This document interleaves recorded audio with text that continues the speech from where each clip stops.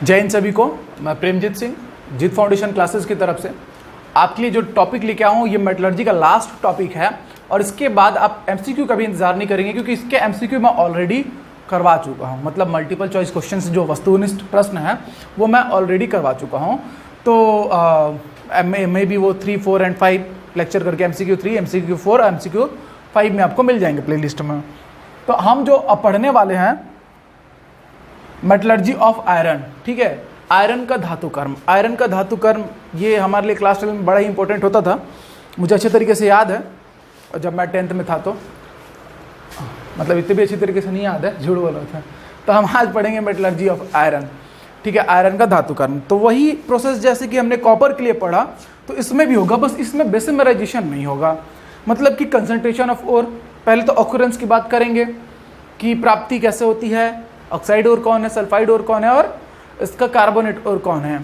फिर हम किसको लेके आगे बढ़ेंगे, फर्दर हम पढ़ेंगे कंसंट्रेशन ऑफ ओर किस मेथड से करते हैं, इसकी सांद्रता को किससे बढ़ाते हैं। देन हम पढ़ेंगे रोस्टिंग या कैल्सिनेशन, निस्तापन और भर्जन को। उसके बाद हम पढ़ेंगे स्मेल्टिंग को। इसमें स्मेल्टिंग में हम पढ़ेंगे 4 प्रोसेस को।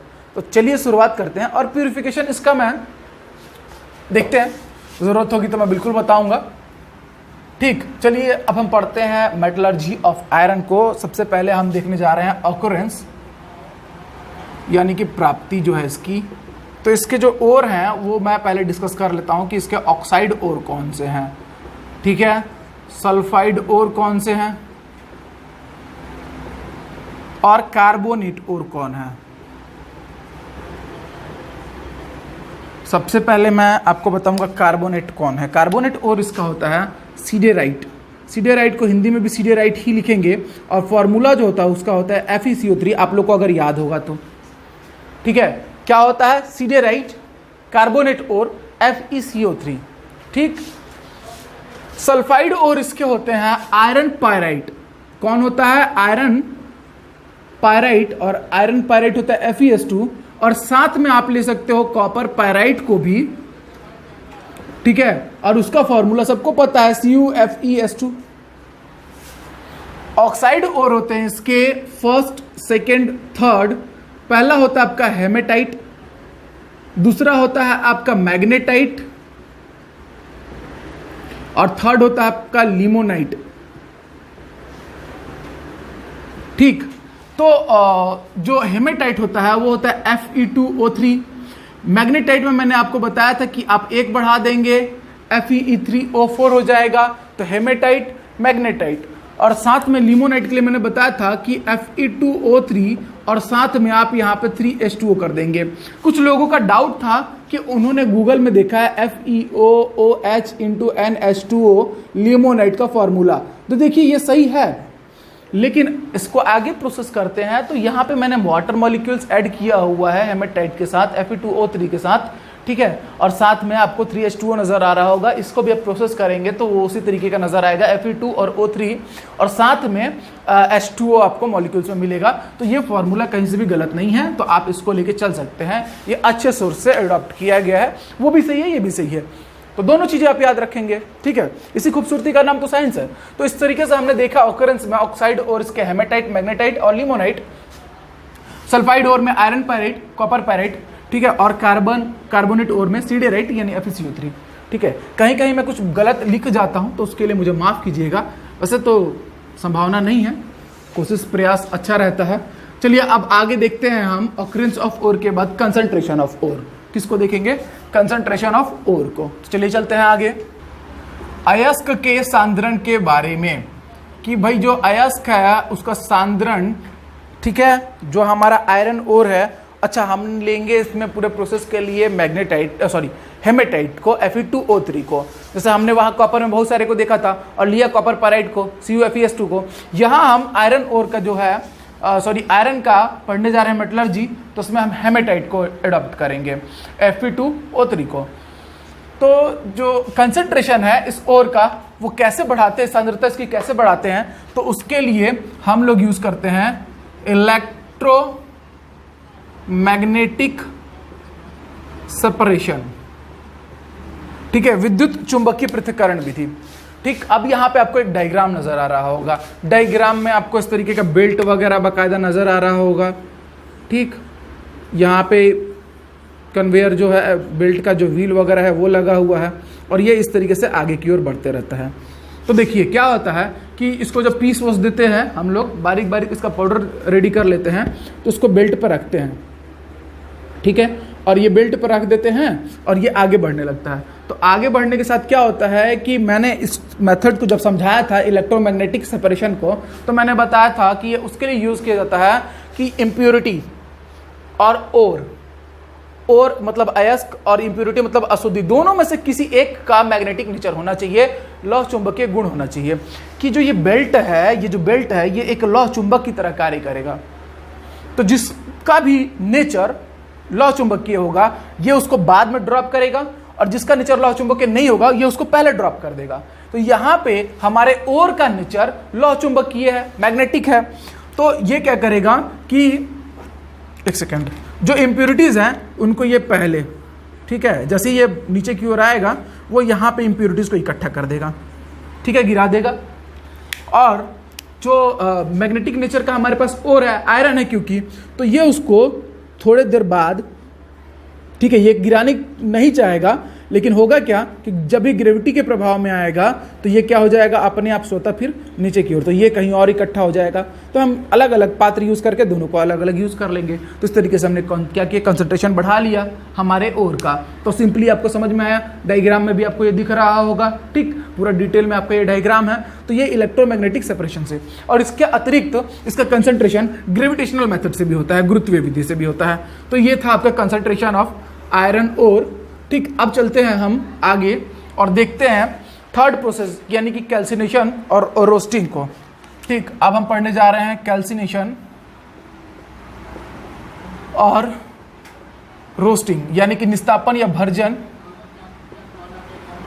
मैं आगे लिखना चाहिए, सॉरी, निस्तापन या भर्जन। देखिए मेटलर्जी इतना भी टफ नहीं है और ना ही इतना बोरिंग है। मेटलर्जी बहुत इंटरेस्टिंग है, कुछ चीजें पढ़नी है, और सबसे जरूरी था वो मेटल का थर्ड वीडियो। ओर को आप याद करेंगे, अपने आप इंटरेस्ट जाग जाएगा कि अरे यार ये इतने सारे ओर हैं और ये इस तरीके से इसके साथ मिलके कार्बोनेट ओर बन रहा है, सल्फाइड ओर बन रहा है, तो वहां से एक इंटरेस्ट डेवलप होगा। उसके बाद जैसे ही आप मेटलर्जी यानी धातु कर्म में प्रवेश करते हैं तो अलग अलग प्रोसेस होता है, और मैंने बड़े ही डिटेल में मतलब मुझे खुद भी इसका सेटिस्फेक्शन है कि एक कोना नहीं छोड़ा है मैंने, इतना आप ट्रस्ट कर सकते हैं। छोटा मोटा एरर लिखने वगैरह में कहीं हुआ होगा, ठीक है, तो उसके लिए मैं खेद चाहूँगा, लेकिन मैंने कोई भी एक कोना नहीं छोड़ा है। मेटलर्जी में जो कुछ भी हो सकता था, और यकीन मानिए ये तो आपका नीट और IIT लेवल तक का आपका मेटलर्जी कंप्लीट हो गया है।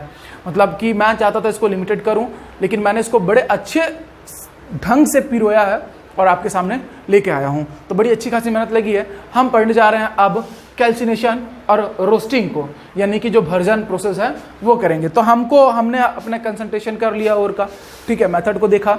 अब भर्जन जो करने जा रहे हैं हम लोग, तो ये जो होता है इसमें हम लोग पढ़ने जा रहे हैं मेटलर्जी ऑफ आयरन को।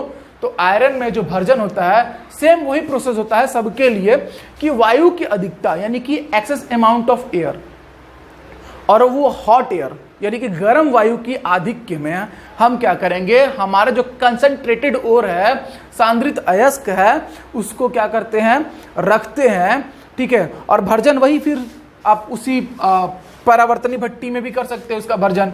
तो आप ध्यान दोगे तो आपको डायग्राम यहाँ पे एक नजर आ रहा होगा, आप वहां पे ओर को प्लेस कर दोगे तो इसमें जो होता है मेनली कार्बन डाइऑक्साइड, ठीक है, तो वो क्या होगा, उड़ जाएगा, और साथ ही साथ इसमें फास्फोरस, सल्फर, आर्सेनिक, इनकी भी इंप्योरिटीज पाई जाएंगी। ये बना लेंगे अपना ऑक्साइड और ये भी निकल लेंगे। तो भर्जन में होगा क्या कि ये जो आपका ओर है वो हो जाएगा पोरस, संरद्र। कहने का मतलब कि उसमें से मॉइस्चर गायब और ड्राइनेस आ जाएगा। संरद्र होने यानी पोरस होने से इसका रिडक्शन जो है वो बड़ा ही इजीली हो पाएगा, मतलब कि इसका अपचयन इजी हो पाएगा। और सबको पता है कि भर्जन में मेटल का ऑक्साइड बनता है और उसी मेटल ऑक्साइड से अपचयन के द्वारा हम मेटल को प्राप्त करते हैं। तो भर्जन का प्रोसेस इस तरीके से आपका होगा। भर्जन में एक फॉर्मूला आप देख लीजिए कि एक इक्वेशन आएगा, वो आएगा आपका कि FeO plus half of O2, ठीक है, 2FeO, हाँ अब बैलेंस है। तो इससे होगा क्या कि जो आयरन का ऑक्साइड है, ठीक, ऑक्सीजन के आधिक्य में क्रिया कर रहा है और क्रिया करके क्या बना दे रहा है, तो बना दे रहा है Fe2, और यहाँ पे 2 ऑक्सीजन थे, यहाँ से मिला 1, तो ये बना दे रहा है Fe2O3, ठीक है। तो फेरस ऑक्साइड जो है आपका, वो आपका फेरिक ऑक्साइड बोलते हैं मे बी इसको, Fe2O3 को, ठीक। तो ये किस में कन्वर्ट हो जा रहा है, ferrous oxide oxidized into ferric oxide. ये है आपका फेरस ऑक्साइड, हिंदी में भी फेरस ऑक्साइड ही बोलेंगे, और किस में ऑक्सीडाइज्ड हो गया, तो फेरिक ऑक्साइड में।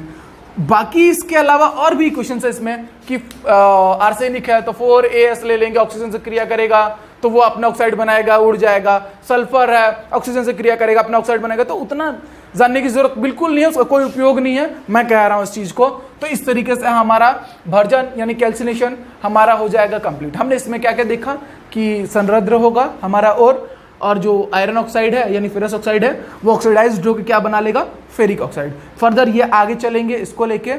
अब ये फेरिक ऑक्साइड लेके हम जाएंगे ब्लास्ट फर्नेस में, और वहाँ होगा स्मेल्टिंग, और वहाँ होगा 4 जोन में स्मेल्टिंग होगा। मेनली 3 जोन होता है, बट हम पढ़ेंगे 4 जोन को, देख लेंगे। टेम्परेचर वाइज हमने जोन डिवाइड किया हुआ है वहाँ पे। तो चलिए अब चलते हैं हम पढ़ने स्मेल्टिंग यानी कि प्रगलन, ठीक है। आपको बिल्कुल समझ में आ रहा होगा, यहाँ पे फेरिक ऑक्साइड बना है, हम लेके जा रहे हैं फेरिक ऑक्साइड को, किसमें, ब्लास्ट फर्नेस में। अब इसके साथ ये जो ओर है, ठीक है, ये जो ओर है इसके साथ हम कुछ और मिलाएंगे, चार्ज वगैरह, और उसको लेके जाएंगे। चलिए देखते हैं स्मेल्टिंग को, चलिए देखते हैं स्मेल्टिंग को यानी कि प्रगलन को।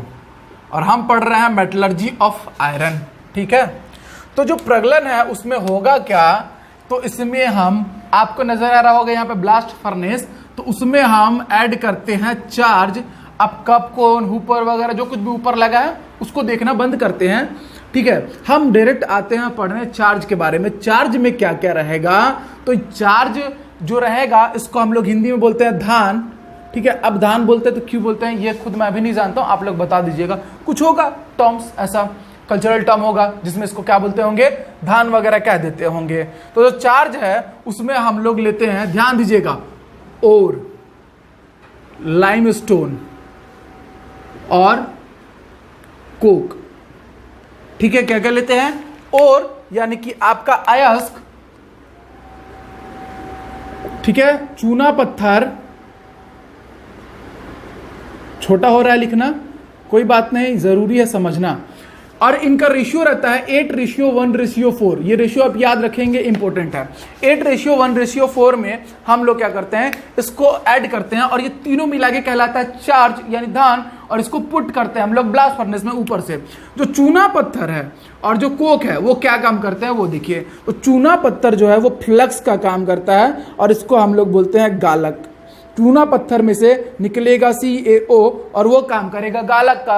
SiO2 के साथ SiO3 बना लेगा, स्लैग बन के अलग हो जाएगा। गालक के साथ जो कोक है वो काम करता है रिडक्टेंट का, यानी कि अपचायक का। कोक जो है, कोक में आपको कार्बन मोनोऑक्साइड जो ऑक्सीजन के साथ क्रिया करके बनाएगा, तो जो CO है कार्बन मोनोऑक्साइड, वो काम करेगा अपचायक का, रिडक्टेंट का। CO यानी कार्बन मोनोऑक्साइड काम करता है मेटलर्जी ऑफ आयरन के प्रोसेस में, किसका, अपचायक का। तो इस तरीके से स्मेल्टिंग में ये सब चीजें होंगी, और उसके बाद आपको क्या मिल जाएगा, आयरन, ठीक है। और इसमें जो मिलेगा आयरन, तो वो स्पंज आयरन पहले मिलेगा, और लास्ट में आपको मिलेगा पिग आयरन, ठीक है, यानी कि कच्चा लोहा। तो हम देखते हैं इसमें जोन कौन कौन से आएंगे। तो आपका पहला जोन होता है रिडक्टेंट जोन या रिडक्शन जोन, ठीक है। तो रिडक्शन जोन लिख लेते हैं और पढ़ते हैं। 4 जोन होंगे, मैं पहले बता दे रहा हूं आपको कि एक होगा रिडक्शन जोन, चलिए मैं लिख भी देता हूं। दूसरा होगा स्लैग फॉर्मेशन जोन,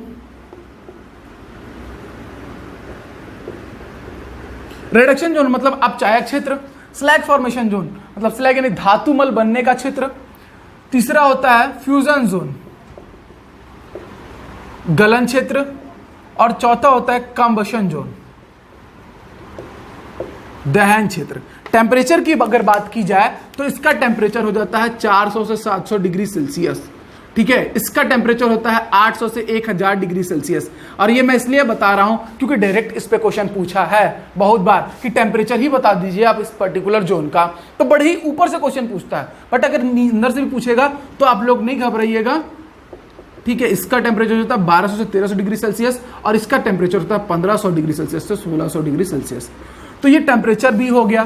तो reduction zone, slag formation zone, fusion zone और कंबशन जोन, ठीक। ये उतना इंपॉर्टेंट नहीं है, बाकी तीन बहुत इंपॉर्टेंट है और उन तीनों के बारे में ही हम डिटेल में पढ़ने वाले हैं। इसके बारे में भी मैं आपको बेसिक नॉलेज दे दूंगा। चलिए पढ़ते हैं पहले रिडक्शन जोन के बारे में, यानी कि अपचायक क्षेत्र के बारे में। और ध्यान दीजिएगा कि जो अपचायक क्षेत्र है उसमें होता क्या है कि भाई जो चार्ज था आपका, जिसको आपने ऐड किया, चार्ज मतलब जो आपका ओर था, जो आपका रोस्टेड ओर था, भर्जित या निस्तापित जो भी आपका अयस्क था, साथ में हमने मिलाया लाइमस्टोन, चूना पत्थर, और उसके साथ मिलाया कोक और उसको किया ऐड किसमें, ब्लास्ट फर्नेस में, जो कि डायग्राम आपको नजर आ रहा होगा। अब उसमें सबसे जो ऊपर का जो क्षेत्र है उसको ही क्या कहा गया, रिडक्शन क्षेत्र। यहाँ पे होगा अपचयन, मतलब यहीं पे आपको प्राप्ति होगी Fe की, और उस Fe को बोलते हैं, Fe मतलब आयरन, और ये आयरन होगा स्पंजी आयरन, स्पॉन्जी आयरन भी बोलते हैं उसको। तो उसकी प्राप्ति होगी, कैसे होगी वो देखिए, रिएक्शन देखिएगा। बड़ा ही सिंपल रिएक्शन है कि आप लेंगे Fe2O3, आपको यही तो मिला था ना जब हमने भर्जन किया था, आपको Fe2O3 मिला था। तो इसके 3 मॉलिक्यूल ले लीजिए, साथ में इसको कार्बन मोनोऑक्साइड के साथ क्या करिए, आप रिएक्ट करवाइए, तो इसका होगा अपचयन। कैसे होगा, तो बनेगा CO2, CO, और यहां से एक O लेके आप गायब हो जाइए। तो यहां पे देखिए आपको 9 ऑक्सीजन है, 3 तिया 9, ठीक है, बचे 8। तो अब आपके पास बच जाएगा, और ये 3 दूनी 6 है, तो आपको इसको लिखेंगे 2Fe3O4, ठीक है। CO2 उड़ गया, ठीक है, वेस्ट गैस है, ब्लास्ट फर्नेस में ऊपर रास्ता बना रहता है, ठीक है, उसके निकलने का, तो वो निकल गया CO2। देन अब इस Fe3O4 को लीजिए और अगेन कार्बन मोनोऑक्साइड से क्या होगा, ये रिएक्ट करेगा, और इस बार ध्यान दीजिएगा Fe3O4 है और CO, फिर से आपको निकालना है CO2। इसलिए ये ट्रिक बता रहा हूं कि आपको याद रहे, पहले ही आप CO2 निकालिए। इस तरीके से आपको याद रखना है कि बस 3 molecule ferrous oxide, sorry ferric oxide लिया था हमने Fe2O3 और कार्बन मोनोऑक्साइड से रिएक्शन करवाया था, तो मिला था 2Fe3O4। इसको लिया हमने Fe3O4, फिर से कार्बन मोनोऑक्साइड से रिएक्ट करवाया, CO2 निकालिए पहले। तो अब देखिए आपके पास क्या बच जाएगा, Fe3O3, मतलब कि 3FeO लिख सकते हैं आप इसको। अरे Fe3O3 बचा, 3FeO लिख देंगे। अब इस FeO को लीजिए आप यहां और अगेन करवाइए कार्बन मोनोऑक्साइड से क्रिया, Fe3 और CO2 फिर से आपको पहले निकालना है। देखिए कितना आसान है रिएक्शन को याद करना। और क्या बच गया आपका, आयरन, ठीक है। ये नीचे, ये ऊपर, ये भाई उड़ गए और ये आपको मिल गए। तो ये जो आयरन है इसको हम लोग बोलते हैं स्पॉन्जी आयरन। रिडक्शन जोन में जो हमको आयरन मिलता है हम उसको बोलते हैं स्पॉन्जी आयरन, ठीक है, स्पंज आयरन। ये अपचयन क्षेत्र में होने वाली अभिक्रियाएं थी। अपचयन हो गया किसका, फेरिक ऑक्साइड का, और क्या मिल गया आपको, आयरन। क्या मिल गया, आयरन। तो ये आपको बिल्कुल अच्छे समझ में आया होगा। चलिए आगे देखते हैं हम। इसके बाद सेकेंड है हमारा, कौन सा प्रोसेस था, स्लैग फॉर्मेशन जोन। तो दूसरा जोन है हमारा स्लैग फॉर्मेशन जोन, यानी कि धातुमल निर्माण क्षेत्र। इसको हम लोग, इसके पहले वाला जो हमारा अपर मोस्ट जोन था, ये हमारा वही कहलाता है सेंट्रल जोन, यानी कि बीच का क्षेत्र।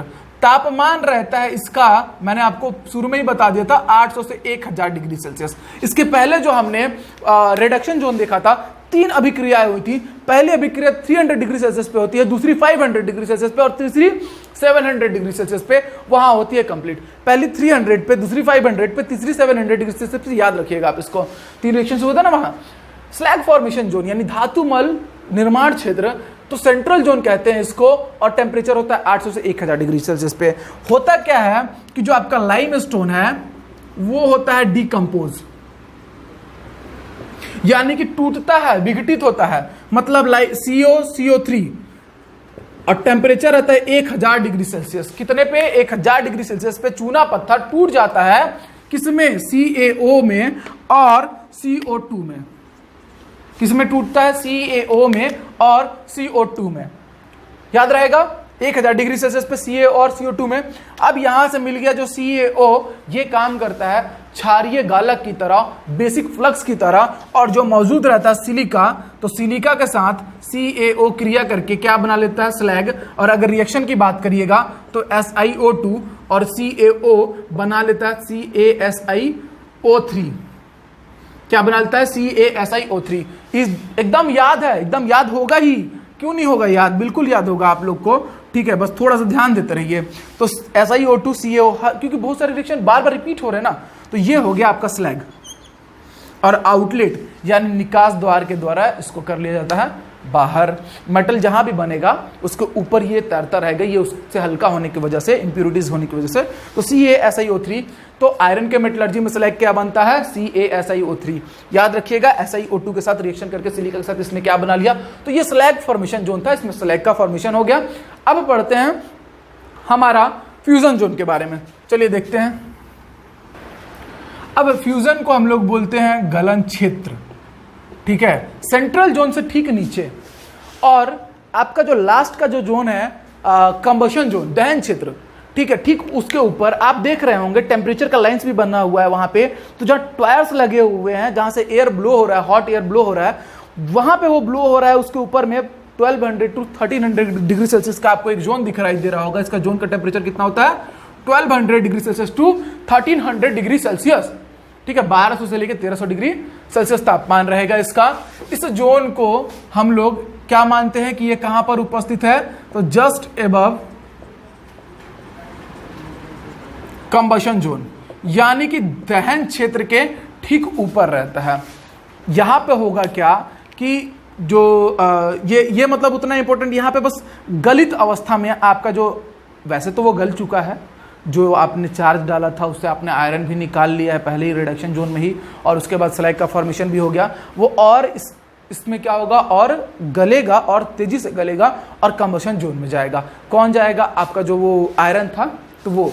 तो ये फ्यूजन जोन उतना इंपॉर्टेंट नहीं है। हम लोग देखते हैं लास्ट, और इंपॉर्टेंट जो हमारा लास्ट है वो है हमारा कंबशन जोन। चलिए देखते हैं उसको। हम लोग देखने जा रहे हैं कंबशन जोन को, यानी कि दहन क्षेत्र। किसके बारे में? दहन क्षेत्र के बारे में। देखिए तो इसमें होगा क्या? इसमें होता है कि जो कार्बन डाइऑक्साइड जो गैस बनती है नीचे के तल में, ठीक है, अब वो उठेगी ऊपर। भाई गैस है, बाहर जाएगी, आउटलेट गैस का कहाँ है? ऊपर दिया गया ब्लास्ट फर्नेस में, आप देख रहे होंगे। तो जब वो ऊपर जाएगी ना, तो जब कार्बन डाई गैस ये जा रही है ऊपर, ऊपर जाने के रास्ते में क्या होगा कि ये क्रिया करेगी किसके साथ? कार्बन, जो कोक है ना, और वो कोक कैसा है? तो वो रक्त तप्त है, मतलब कि लाल रंग का रक्त तप्त है, रेड हॉट कोक के साथ ये क्या करेगी? रिएक्शन करेगी। तो CO2 का हम किससे करवा रहे हैं? कार्बन से रिएक्शन। तो आप बताइए क्या मिलेगा आपको? तो ये हो जाएगा 2CO, carbon monoxide. Carbon monoxide के फॉर्मेशन के कारण, ठीक है, बड़ा परेशानी वाला बात है तो कोई नहीं, CO2 और जो कार्बन है, कोक है, CO2 गैस ऊपर उठ रही है नीचे से, ठीक है, और रास्ते में क्या मिल रहा है उसको? रेड हॉट कोक, उसके साथ रिएक्ट करके क्या बना रही है? Carbon monoxide. कार्बन मोनोऑक्साइड के कारण क्या होगा कि टेम्परेचर बूम और हाई हो जाएगा, ठीक है, यानी कि जो इसके पहले फ्यूजन जोन था 1200 से 1300 डिग्री सेल्सियस था, वहां पे कार्बन मोनोऑक्साइड का फॉर्मेशन होने की, मतलब इस जगह पर कार्बन मोनोऑक्साइड का फॉर्मेशन होने से टेम्परेचर अचानक से बढ़ जाएगा, और टेम्परेचर चले जाएगा इस रेंज में 1500 से 1600 डिग्री सेल्सियस के रेंज में। CO2 कोक के साथ रिएक्शन करके क्या बना लेगी? Carbon monoxide. CO2 कोक के साथ रिएक्शन करके क्या बनाएगी? Carbon monoxide. साथ में ऑक्सीजन से भी कोक अगर रिएक्ट करता है तो भी CO बनाएगा। एक और रिएक्शन होता है यहां पर कि अगर डायरेक्ट जो कार्बन है इसके साथ रिएक्ट करेगा तो वो बना लेगा CO2, और ये हो जाएगा ऊपर, और वहां पे आउटलेट बना हुआ है गैस का, तो ये वहां से हो जाएगा बाहर। मगर इन दोनों कार्बन मोनोऑक्साइड्स के कारण क्या होगा? टेम्परेचर और राइज कर जाएगा, और बहुत ही ज़्यादा हो जाएगा, तो दहन क्षेत्र का टेम्परेचर इस तरीके से आपको मिलेगा। सबसे नीचे प्रोसेस आएंगे तो नीचे में मिल जाएगा आपको Fe और उसके ऊपर रहेगा स्लैग, स्लैग को कर लेंगे बाहर, आपको डायग्राम में नजर भी आ रहा होगा। और हम लोग ये जो आयरन हमको मिला है, ये आयरन होगा हमारा पिग आयरन, ठीक है, कच्चा लोहा। ठीक, अब इस कच्चे लोहे का हम करेंगे प्यूरिफिकेशन, यानी कि हमको यहां से जो मिला है वो कैसा आयरन है, तो पिग आयरन है। और प्यूरिफिकेशन करेंगे यानी कि शुद्धिकरण, परिशुद्धिकरण, और हम बनाएंगे इसको कास्ट आयरन, कास्ट आयरन। ठीक है, अब इसमें भी और बहुत सारा डिटेल होता है, तो मुझे नहीं लगता कि वो हमारे सिलेबस में है। आगे और पढ़ना चाहेंगे मेटलर्जी में तो फिर कुछ और अगर थोड़ा बहुत प्रोसेस में दिक्कत होगा तो वो ग्रे कास्ट आयरन बना लेगा। तो इस तरीके से लंबी कहानी है। और बट यहाँ तक आपका मेटलर्जी ऑफ आयरन कंप्लीट होता है, हमारा मेटलर्जी का पूरा टोटल सिलेबस हो जाता है कंप्लीट। ठीक है, और ये मक्खी मुझे बहुत परेशान कर रही है, कहीं से आई है घूमते हुए, देखिए। ठीक, तो इस तरीके से हमारा सिलेबस हुआ कंप्लीट। तो कमेंट करें और ज़रूर बताएं कि ये वीडियोस कैसे लगे आपको। और इसके बाद हमारा नेक्स्ट वीडियो आएगा संक्षारण धातु का। मेटल का एक टॉपिक तो रह ही गया ना, नॉन मेटल अलग है, उसकी कहानी अलग है। इसके बाद जो टॉपिक आएगा संक्षारण का आएगा, कोरोजन का आएगा। ठीक, संक्षारण, और वो मोस्ट इंपॉर्टेंट टॉपिक है, उससे क्वेश्चन एग्जाम में आता है, तो बड़े ध्यान से पढ़िएगा। और मैं बड़ा अच्छा वीडियो उसका लेके आऊंगा, तो साथ बने रहिए, सुरक्षित रहिए, लॉकडाउन का पूरी तरीके से पालन कीजिए। जय हिंद।